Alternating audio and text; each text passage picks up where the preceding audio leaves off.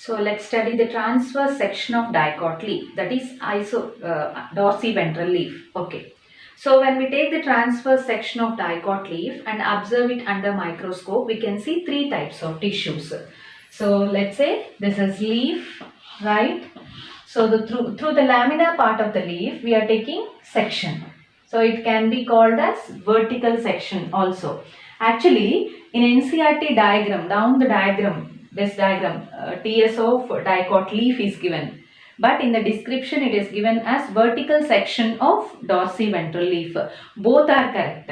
Both are correct because let's say this is the lamina part of the leaf. This is leaf. This is the lamina part of the leaf. When we take the vertical section of the leaf through its lamina, that is vertical section. And if the leaf is like this, when we are taking section like this, that becomes transverse section. So both are correct. So don't get confused that down the diagram it is given as T.S of transverse section of dicot leaf, and in the description it is given as vertical section of dicot leaf. Both are correct. Right. So when we take the vertical section of dicot leaf through its lamina part and observe it under microscope, we can see three types of tissues, three regions mainly. They are epidermis,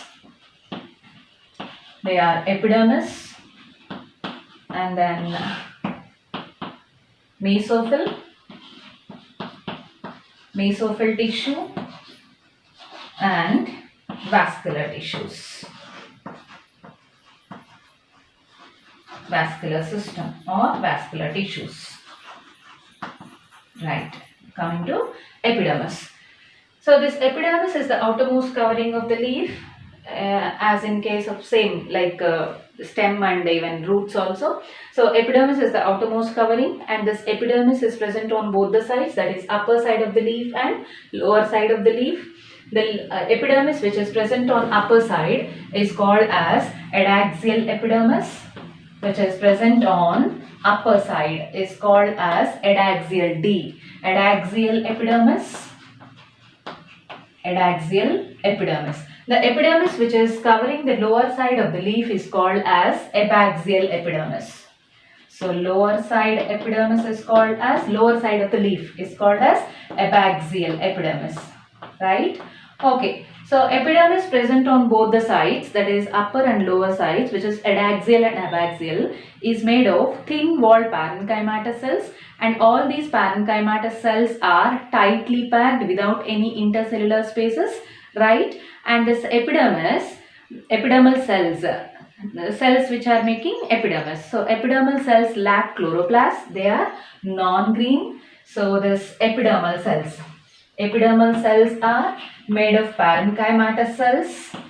It is parenchymatous, and all are closely packed without any intercellular spaces, right? So intercellular spaces are absent. I am writing ISC, intercellular spaces. In ICS, intercellular spaces are absent, right? And in this epidermis, stomata are present, right? These stomata are green in color, whereas epidermal cells are non-green in color. In the epidermis, the only cells which are green in color are stomata. So stomata are present which are green in color due to the presence of chloroplasts, and hence stomata perform photosynthesis also. And in stomata also, where these chloroplasts are present, they are present in guard cells. Guard cells are the cells which surround the stomatal aperture. These are called guard cells. In these guard cells, chloroplasts are present, and hence guard cells of stomata appear green in color, right? Okay. Now the stomata present in epidermis, stoma is singular, stomata is plural. Stomata present in epidermis can be studied under two conditions. Okay, that is amphistomatous condition of the leaf, and hypostomatous condition of the leaf. Amphistomatous condition of the leaf means if stomata are present on both upper and lower epidermis, if they are present in both upper and lower epidermis, that is called amphistomatous condition of the leaf. If stomata are present only on lower epidermis, that condition is called as, on upper epidermis, in upper epidermis they are absent. They are present only in lower epidermis. That is called as, so they are present in only lower epidermis, that is abaxial epidermis. They are absent in upper epidermis. So this condition is called as hypostomatous condition. Okay, under amphistomatous condition also, so they are present on both upper and lower epidermis, stomata, in amphistomatous condition of dicot leaf. Under amphistomatous condition also, the number of stomata present on lower epidermis are more than the number of stomata present on upper epidermis, right? And sometimes they may be even absent in upper epidermis, and hence that is called hypostomatous condition. Hypo, lower, amphi on both the sides of the leaf. So amphistomatous, hypostomatous. Okay, so this is about epidermis. And in case of the epidermis of leaf, epidermal appendages like root hairs, trichomes, we already studied in case of root and stem. So they are absent. And this epidermis is covered by a thick waxy layer called cuticle. So what can we say? We can say that the epidermis of leaf, whether it is upper or lower epidermis, is cuticularized epidermis. So cuticularized adaxial epidermis and cuticularized epaxial epidermis. Cuticle. So this thick waxy layer is called as cuticle, and hence cuticularized adaxial epidermis and cuticularized epaxial epidermis. And one more point I would like to discuss here. So below the stomata of lower epidermis, let's say this is stoma. Okay, so here I labeled here stoma. So below the stomata or stoma of the lower epidermis, a cavity is present. That cavity is called as substomatal cavity, which helps in gaseous exchange of the leaf, right? Okay, so this is about epidermis. Now let's start with next tissue, that is mesophyll tissue. So in its transverse section, in the transverse section of dicot leaf, we can see three types of tissues mainly. They are epidermis, mesophyll and vascular system. Vascular system is nothing but vascular tissues, vascular bundles, right? So we completed epidermis, now coming to mesophyll. So the tissue which is present between upper epidermis and lower epidermis, which extends between upper and lower epidermis, is called as mesophyll tissue, and this mesophyll tissue is representing the ground tissue of leaf, right? So this mesophyll tissue is representing the ground tissue of leaf.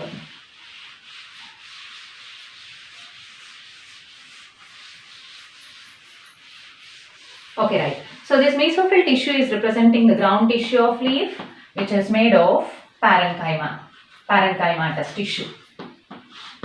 It is representing the ground tissue of leaf, which is made up of parenchymatous tissue, and hence the cells of this ground tissue, that is mesophyll, are thin-walled, and these are parenchymatous cells, right? Okay, now this mesophyll is differentiated into two types of mesophyll. Mesophyll is differentiated. So it is differentiated into two types of mesophyll. They are palisade mesophyll and spongy mesophyll. Now let's study the differences between palisade and spongy mesophyll present in dicot leaf, right? So coming to palisade mesophyll first. So this palisade mesophyll consists of elongated cells. The cells of palisade mesophyll is with elongated cells, elongated parenchymatous cells, long elongated cells, right? Okay, so these mesophyll cells are, mesophyll tissue is, the palisade mesophyll tissue is present towards adaxial epidermis, upper epidermis, and it is 1 to 2 layered. Here I am showing 2 layers of palisade mesophyll. So this palisade mesophyll is arrangement of this palisade mesophyll is at the 90 degrees angle to the epidermis. At 90 degrees angle of the epidermis. I just repeat. So epidermis is like this, and palisade mesophyll is like this. That means the arrangement of palisade mesophyll to epidermis with epidermis is at 90 degrees angle, right? So palisade mesophyll is made of elongated elongated, long, elongated or long, or columnar cells.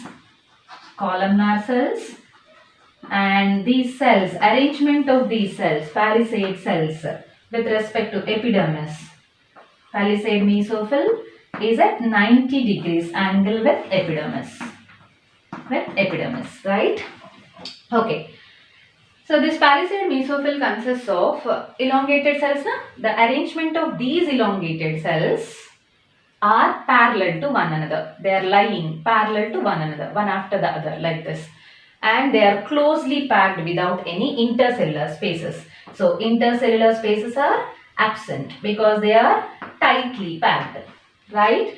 And they are lying parallel to one another. And they consist of more number of chloroplasts. The number of chloroplasts present in palisade mesophyll is more than the number of chloroplasts present in spongy mesophyll, and hence the upper part of the leaf, that is adaxial part of the leaf, appears dark green in color.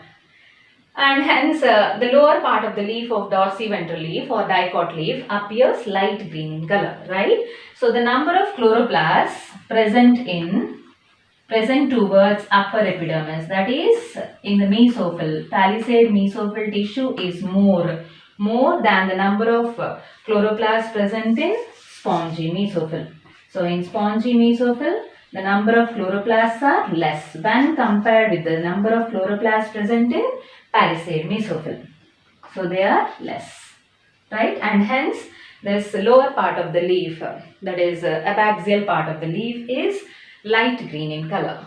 Okay, so this is about palisade mesophyll. Next, coming to spongy mesophyll. So spongy mesophyll is the mesophyll which is present below palisade mesophyll and it extends towards abaxial epidermis, right?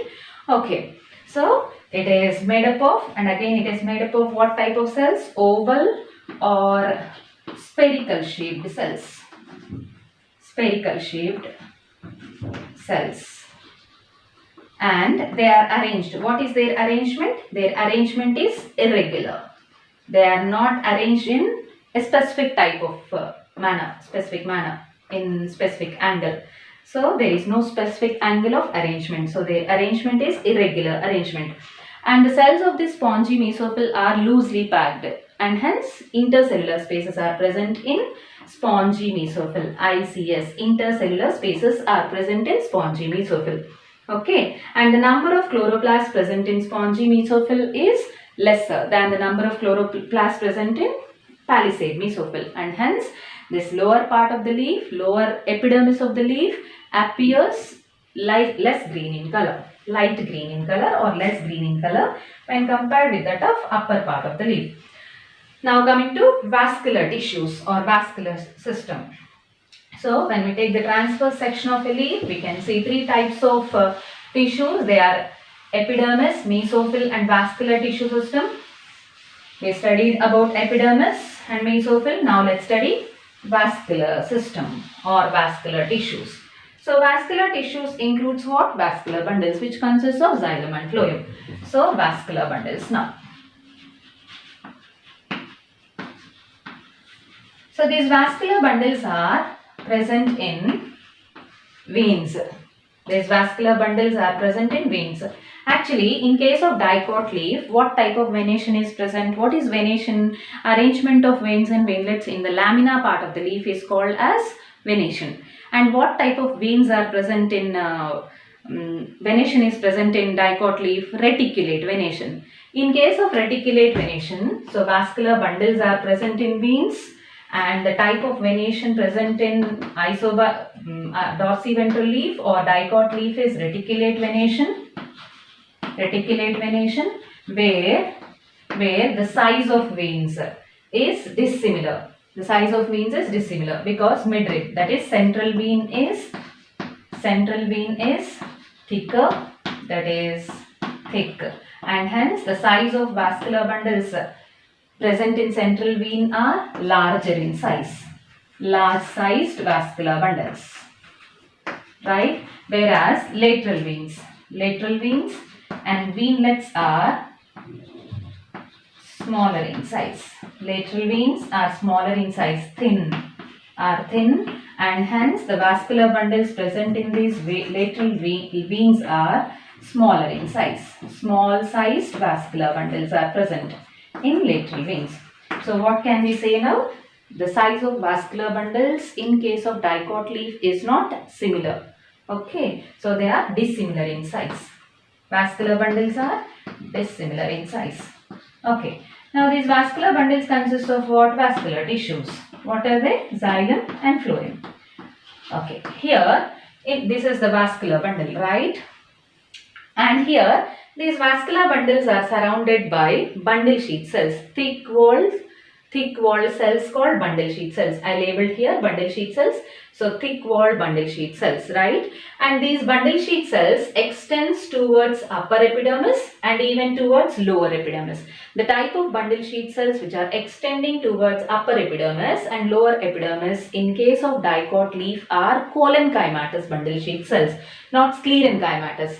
Whereas in case of monocot leaf, the bundle sheath cells which are present around the vascular bundles extends towards upper and lower epidermis in the same way, but the type of bundle sheath cells present in monocot's leaf are sclerenchymatous bundle sheath cells. But here these are collenchymatous bundle sheath cells. Collenchymatous bundle sheath cells which extends towards upper side and even towards lower side. Collenchymatous bundle sheath cells.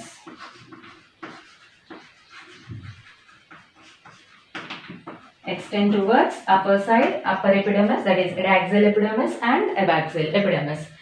Okay, next coming to vascular tissues, that is xylem and phloem. So inside this vascular bundle, xylem and phloem are present together, they are joined together. So what type of vascular bundles these are? Vascular bundles are, I am writing here, vascular bundles are conjoined. These are conjoined vascular bundles. And what type? Closed or open? Closed type of vascular bundles. Why closed type of vascular bundles? Because there is no cambium between xylem and phloem and hence they are closed type of vascular bundles. As there is no cambium between xylem and phloem, leaves do not exhibit, whether it is dicot or monocot leaf, they do not exhibit secondary growth, right? Okay, so they are closed because of the absence of cambium. They are conjoined because the name conjoined itself is suggesting that both the vascular tissues xylem and phloem are joined together to form one vascular bundle. So that is conjoined, right? Conjoined closed type of vascular bundles are present in which phloem, that is primary phloem. Anyway, secondary phloem is absent. Phloem, primary phloem is towards abaxial surface and primary xylem is towards adaxial surface. I just repeat, in the vascular bundles of dicot leaf, phloem is towards abaxial surface and xylem is towards adaxial surface. So this is xylem, this is phloem, which is towards lower surface of the leaf, and xylem is towards upper surface of the leaf, adaxial surface of the leaf.